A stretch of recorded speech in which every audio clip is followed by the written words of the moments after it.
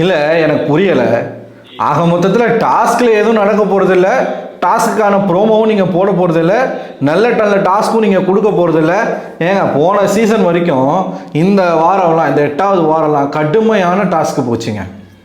செங்கலா அப்புறம் angel versus demon, இப்படி தொடர்ச்சியாக நீயும் பொம்மை நானும் பொம்மை டாஸ்க்கு தொடர்ச்சியாக பயங்கரமான பங்கமான டாஸ்க்கை கொடுத்தாங்க. தெரியா போச்சு, பயங்கரமாக கண்டென்ட் இருந்துச்சு. இங்கே என்னடான்னா தர்பீஸ் போனவனை வச்சு ஒரு டாஸ்க் வந்து பண்ணுறீங்க, அதில் ஒவ்வொருத்தருக்கும் ஒவ்வொரு கேரக்டர் கொடுக்குறீங்க. இதில் இந்த காதல் கருமத்தை வேறு நீங்கள் ஒரு ப்ரோமோவாக போடணுமா? இந்த வாரம் முழுக்க என் பார்வதியை இப்படி ப்ரொமோட் பண்ணுறீங்க. முதல் இடத்துல கானா வினோத் இருக்காரு, 2வதுல தான் பார்வதி இருக்காங்க. இருந்தாலும் எதுக்கு இந்த லவ் கண்டென்ட்டை நீங்கள் வந்து நார்மலைஸ் பண்ணுறீங்கன்னு எனக்கு புரிய மாட்டேங்குது. ஒரு பக்கம் இவங்களுடைய தொல்லை, இன்னொரு பக்கம் அரோராவுடைய தொல்லை. முதல்ல இந்த தொல்லையை நம்ம பார்த்துருவோம். இந்த ப்ரோமோ பாருங்களேன், கிரிஞ்சு டு த மேக்ஸ். இன்னொரு வியானாக மாறிட்டு இருக்காங்க பார்வதி. என்னது இது? அவன் வந்து நீங்கள் ரொம்ப க்யூட்டாக இருக்கீங்கன்ற, அதாவது கேரக்டரில் இருக்காங்களாமா. பார்வதி ஒரு கேரக்டரு, இவர் கமருதுன்னு ஒரு கேரக்டர், 2 பேரும் ஒரே டீமு. இப்போ இந்த டாஸ்க்குக்கான ஏற்பாடுகள்லாம் போய்கிட்டு இருக்கு. 2 டீமாக பிரிஞ்சிருக்கிறாங்க, ஒவ்வொருத்தருக்கும் ஒவ்வொரு கேரக்டர். இதில் கமருதனுடைய கேரக்டர் என்ன அப்படின்னு பார்த்தீங்கன்னா, ரெமோ படத்தில் அந்த லேடினஸ் கெட்டப் போட்டிருப்பார் இல்லையா சிவகார்த்திகேயன், அந்த கேரக்டர். சரிங்களா? இப்போ அதை வச்சுக்கிட்டு இவன் என்ன பண்ணுறான்னா பார்வதி கிட்ட போயிட்டு அப்ரோச் பண்ணுறான், பயங்கரமாக தொட்டு பேசுறதுக்கு அப்ரோச் பண்ணிக்கிட்டு இருக்காப்புல. அப்போ தான் இவர் வந்து நீங்கள் ரொம்ப க்யூட்டாக இருக்கீங்க மேடம், ஒன்று நீங்கள் ரொம்ப ஹாட்டாக இருக்கீங்க, புத்தி எங்கே போது பாரு. அதான் என்னதான் நாயை குளிப்பாட்டி நடு வீட்டில் வச்சாலும் அது குப்பை தொட்டியை தான் தேடி போகும் கடைசியிலன்ற மாதிரி. எவ்வளவு தான் சொல்லு, மைக் கேப்சூலை இங்கே வச்சுக்கிட்டு பேசுறது. பிக் பாஸ் அதுக்கே காரி துப்புனாரு. ஒன்று நீங்கள் என்ன முட்டாள்னு நினச்சிட்டு இருக்கணும், இல்லைனா நீங்கள் முட்டாளாக இருக்கணும் அப்படின்னு சொல்லிட்டு திட்டினாரு. அவ்வளவு அசிங்கப்பட்டாலும் இன்னைக்கும் குசுன்னு என்னதான் அப்படி ரகசியமாக இவங்க 2 பேரும் குசுன்னு பேசுவாங்கன்னு தெரில. இதில் இந்த ப்ரோமோ வேற, நீங்கள் ரொம்ப க்யூட்டாக இருக்கீங்க, நீங்கள் ரொம்ப ஹாட்டாக இருக்கீங்க. ஏன் பார்வதி, எதுக்காக பார்வதி இந்த மாதிரி பேசுகிறீங்க? நல்லா தானே போய்கிட்டு இருக்கீங்க, அப்படியே போய் தொலையலாம்ல. நடுவில் எதுக்கு இந்த கன்றாவியெல்லாம் பண்ணிக்கிட்டு இருக்கீங்க? பார்வதி வந்து அவங்க தான் ஒரு கேமர் அப்படின்னு நிறையா பூமர் பேசிக்கிட்டு இருக்காங்க. பார்வதி வந்து கேமர் கிடையாது. ஆக்சுவலாக பார்வதி வந்து ஒரு ஸ்பாய்லர். கண்டென்ட் கொடுக்குறாங்க அப்படிங்கிறதுக்காக பார்வதி வந்து தலைமையில தூக்கி வச்சுக்கணும்லாம் யாரும் நினைக்க தேவையில்லை. இப்போ இந்த பேச்சுக்கெல்லாம் என்ன சொல்கிறீங்க? அவனாச்சும் க்யூட்டாக இருக்கீங்கன்றான், இவங்க திரும்ப ஹாட்டாக இருக்கீங்கன்றாங்க. எப்போ பார்த்தாலும் மைண்டில் 24 மணி நேரமும் இந்த ஹாட்டு, ஒரு பக்கம் ஹார்னி, ஒரு பக்கம் ஹாட்டு. இவர் உடனே போய் டச் பண்ணுறாப்புல, இடுப்புலலாம் கை வைக்கிறாப்புல. அவங்க வந்து விலகிறாங்களாமா பார்வதி, ஏய் என் புருஷன் அப்படின்ற மாதிரி என்னமோ சொல்கிறாங்க. உடனே இவன் என்ன சொல்கிறான், ஒரு பொம்பளை இன்னொரு பொம்பளை மேலே கை வச்சா தப்பு இல்லைன்றான். அதாவது இவர் கேரக்டரில் இருக்கிறாருல, ஏய் அந்த படத்தில் அவளே பொம்பளை கிடையாதுடா, பொம்பளை மாதிரி வேஷம் போட்ட ஆம்பளை. இவன் பொம்பளையாகவே நினச்சிக்கிட்டான் தன்னை, நான் இப்போ வந்து ஒரு லேடி அப்படின்னு சொல்லி.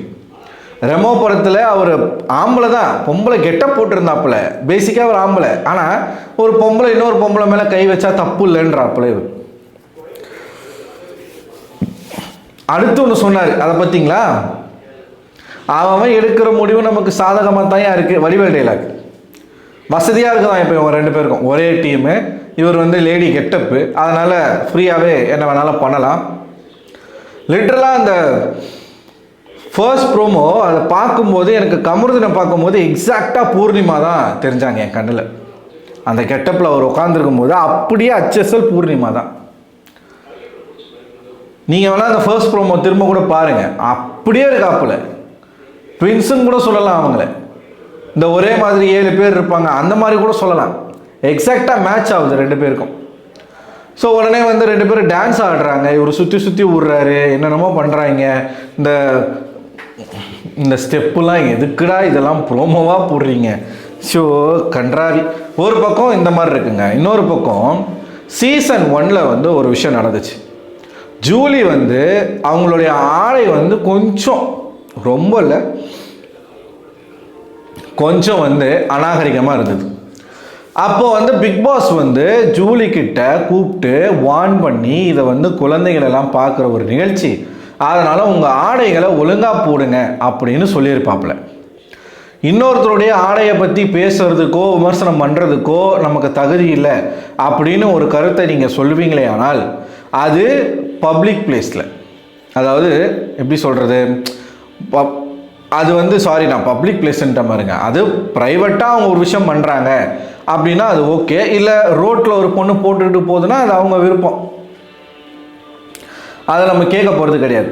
ஆனால் இது பிக் பாஸ் அப்படிங்கிற ஒரு நிகழ்ச்சி வந்து பல கோடி மக்கள் பார்க்கக்கூடிய நிகழ்ச்சி. இது வயசு வித்தியாசம் இல்லாமல் சின்னவங்கலேருந்து பெரியவங்க வரைக்கும் பார்க்குற ஒரு நிகழ்ச்சி. அப்படிப்பட்ட ஒரு நிகழ்ச்சியில் இப்போ பிக் பாஸ் வந்து எதுக்காக எல்லாரையும் வந்து ரெடியாகி இருக்க சொல்கிறாரு, காலையிலே வந்து எல்லாரும் வந்து ட்ரெஸ் பண்ணிவிட்டு க்ரூம்டாக இருங்கன்னு எதுக்காக சொல்கிறாரு? மக்கள் எல்லாரும் உங்களை பார்க்குறாங்க. மக்கள் மட்டும் பார்க்கல, நிறைய டேரக்டர்ஸ் பார்க்குறாங்க, ப்ரொடியூசர்ஸ் பார்க்குறாங்க, நடிகர்கள் பார்க்குறாங்க, நிறைய பேர் பார்க்குறாங்க இல்லையா? ஸோ நீங்கள் வெல் ட்ரெஸ்டப்டாக இருந்தால் மட்டும்தான் அவங்களுக்கு வந்து நீங்கள் அட்ராக்டிவாக தெரிவிங்க, உங்களுக்கான வாய்ப்புகள் அப்போ தான் வரும். அது மட்டும் இல்லாமல் மக்களும் உங்களை பார்த்து அப்போ தான் வந்து ரசிப்பாங்க அப்படிங்கிறதுக்காகத்தான் சொல்கிறாங்க. ஆனால் அந்த ட்ரெஸ்ஸிங் சென்ஸை ஒழுங்காக போடணுமா இல்லையா? இப்போ ஜூலிக்கு நம்ம சொல்லியிருக்கோம், அரோராக்கு ஏன் சொல்லுவதே இல்லை? தொடர்ச்சியாக இந்த வாரத்தில் அரோரா போடக்கூடிய உடைகள் எல்லாமே அநாகரிகமாக தான் இருக்குது. இன்றைக்கி அந்த ஒரு விஷயம் ஒன்று பண்ணாங்க பாருங்களேன், லிட்ரலாக முழுக்க டபுள் மீனிங் ஆபாசம். அந்த பிக் பாஸ் கல்யாண மாலை ஷோ ஒரு சபரி பண்ணார் பாருங்க, மாமா வேலை பார்த்துக்கிட்டு இருக்காங்க, எல்லாருக்கும் அவங்க மாமா வேலை பார்த்துக்கிட்டு இருக்காங்க. அசிங்கமாக பேசுறது, டபுள் மீனிங்கில் பேசுறது, இவன் வந்து கடலை போடுவான் எல்லாருக்கூடையும். உண்மையாக இருந்தாலும் வந்து அந்த இடத்துல அவன் வந்து ஒரு எக்ஸ்போஸ் பண்ணுறது வந்து நல்லா இல்லை பார்க்கறதுக்கு. அரோராவெல்லாம் கேவலமாக பேசுகிறாங்க. கானாவினர் சொல்கிறார், இது வந்து இவளுக்கு 4வது கல்யாணம், பாய் பெஸ்டியம். ஏன் இந்த மாதிரி ஈன புத்தியாகவே இருக்குது? கானா வினோத்தை வந்து அரோராவுக்கு வந்து பாய் பெஸ்டியாமா, பாய் பெஸ்டியோட வந்து அவங்க வந்து அலைன்ஸ் பார்க்க வந்திருக்காங்களாமா. அவர் கானா வினோத்தை என்ன சொல்கிறாரு, இது இவங்களுக்கு 4வது கல்யாணம். ஒன்று ட்ரெஸ்ஸு ஒழுங்காக போடுறதில்ல, பேச்சும் வந்து சரி கிடையாது. கமருதன் கூட சேர்ந்து நான் அந்த மாதிரி பண்ணுவேன், நான் அடல்ட்டு அப்படின்னு சொல்கிறாங்க. இந்த ஷோவில் பேசக்கூடிய பேச்சுகள் இதெல்லாம் விஜய் சேதுபதி கேட்பாரா? கேட்டால் இது சென்சிட்டிவான விஷயம், கேட்க முடியாதுன்னு சொல்லுவாங்க. அப்போ பிக் பாஸும் வந்து என்னவாயிட்டார், இப்போ எல்லா தவறுகளையும் நார்மலைஸ் பண்ண ஸ்டார்ட் பண்ணிட்டார். ஒரு காலத்தில் நீங்கள் எந்த மாதிரியான ஒரு கட்டமைப்பை வச்சுருந்தீங்க, மக்களுக்கு எப்படிப்பட்ட ஒரு ஷோவை கொடுத்தீங்க, எந்த அளவுக்கு சோஷியல் ரெஸ்பான்சிபிலிட்டியாக இருந்தீங்க, இந்த வருஷத்தில் நீங்கள் எப்படி இருக்கிறீங்கன்றத நீங்களே அனலைஸ் பண்ணி பாருங்கள். ஜூலிக்கு ஒரு நியாயம், அரோராக்கு ஒரு நியாயமா? சீசன் 1 மட்டும்தான் பேசுவீங்களா? சீசன் 3 மட்டும்தான் சரவணனை வெளில அனுப்புவீங்களா? அதுக்கப்புறம் யார் என்ன பண்ணாலும் நீங்கள் அந்த மாதிரி பண்ண மாட்டீங்களே? நம்மளாலே பார்க்க முடியல. இப்போது நம்ம லைவ் பார்க்குறோம், அடல்ட்ஸ் வந்து நம்ம பார்க்குறோனாலே, அரோரா இந்த வீட்டுக்குள்ளே தன்னுடைய பட்டப்பேரை மாற்றுறதுக்காக வந்தேன்னு சொன்னாங்க. அந்த பட்டப்பேர் உருவானதே அவங்களால தான், அவங்களோட செய்கையினால தான் அது உருவாச்சு. அதுதான் அவங்களுக்கு மிகப்பெரிய பிராண்டாகவும் இருந்துச்சு, பப்ளிசிட்டியாகவும் இருந்துச்சு.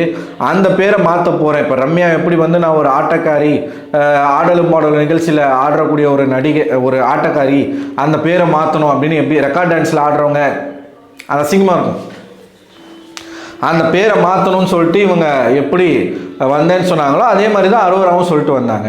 இப்போ நீங்கள் பேசுகிறதுலாம் ஒரு ஃப்ரெண்டாக பார்க்க வேண்டிய ஒரு பொண்ணு ஓப்பனாக நேஷ்னல் மீடியாவில் சொல்லுது, நான் அவனோட வச்சுப்பேன், செக்ஸ் வச்சுப்பேன்.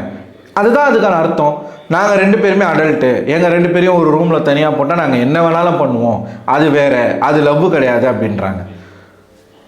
சரி, பேச்சு தான் அப்படி இருக்குன்னு பார்த்தா உடைகளும் அப்படி தான் இருக்குது. ஒரு பக்கம் இவங்களுடைய அசிங்கம் தாங்க முடியல, பார்வதியும் கமருதனும் நீ வந்து க்யூட்டு ஹாட்டு இந்த மாதிரி பேசிக்கிறது. இந்த பக்கம் பாருங்கள், எஃப்ஜே கூட எப்படி சுற்றிக்கிட்டு இருக்காங்க பாருங்கள் அரோரா. அவன் கூப்பிட்டு இப்படி தடவுறான், ஒரு மாதிரி செடியூஸ் பண்ணுறாங்க 2 பேருமே. கட்டி பிடிச்சிக்கிறதா இருக்கட்டும், மடியில் போய் உட்காடுறாங்க, என்னென்னமோ பண்ணுறாங்க. 2 கலிசடையும் ஒன்றா சேருது. எஃப்ஜேவும் ஒரு கலிசடை, அரோராவும் ஒரு கலிசடை, 2 கலிசடையும் கடைசியில் ஒன்றா சேருது. கேட்டால் நான் ஒரு டச்சி பர்சன், இவர் வந்து ஒரு ஃபிசிக்கல் பர்சன், 2மே சேர்ந்து நல்லா வருது வாயில். நாமினேஷன் ப்ராசஸ் வந்திருக்கு. அதில் யார் இந்த வாரம் வெளியில் போகிறா, ரிசல்ட் நம்ம கண் முன்னாடியே அப்பட்டமாக தெரியுது. அடுத்த வீடியோவில் அதை பற்றி நம்ம பேசுவோம். இன்னும் இந்த டாஸ்க் ஆரம்பிக்கல. இந்த டாஸ்கில் ஒவ்வொருத்தருக்கும் ஒவ்வொரு கேரக்டர் கொடுத்துருக்காங்க. எம்ஆர் ராதா கெட்டப்பில் விக்கல்ஸ் இருக்கார் அப்படிங்கிறத நம்ம முன்னாடியே பேசியிருந்தோம். ஸோ விக்கல்ஸ் இப்போவே தயாராகிட்டு இருக்காப்புல. இப்போ எல்லாரும் அவங்களுடைய கேரக்டருக்கு தயாராகிட்டு இருக்காங்க. அந்த தயாராகும் பொழுது தான் இந்த சம்பவம் நடக்குது. இந்த 3வது ப்ரோமோவில் கமருதனும் பார்வதியும் பண்ணக்கூடிய அந்த விஷயங்கள் வந்து நடக்குது. எனக்கு தெரிஞ்சு இந்த ஷோ முடிஞ்சிட்டு வெளியில் போன பிறகு யார் யாருக்கு என்ன மாதிரியான அசிங்கங்களை பண்ண போகிறாங்கன்னு யோசிச்சு கூட பார்க்க முடியல. சுற்றி 100 கேமரா இருக்கக்கூடிய வீட்டுக்குள்ளேயே இந்த மாதிரியான செயல்களும் பேச்சுகளும் பேசுகிறாங்க அப்படின்னா வெளியில் போனால் என்ன நடக்கும்? அவுத்து விட்ட மாடு மாதிரி எல்லாம் தெரிவாங்க. அது கூட நமக்கு பிரச்சனை கிடையாது. வெளியில் போன பிறகு நீங்கள் என்ன எல்லாம் வேணால் பண்ணிக்கோ, அது யாருக்குமே தெரிய போகிறது கிடையாது. அது நமக்கு தேவையும் கிடையாது. வீட்டுக்குள்ளே இருக்கும்போது கொஞ்சமாச்சும் நாகரிகமாக இருக்கலாம்ல, பேச்சில், செயலில், உடையில் இருக்கணும்ல.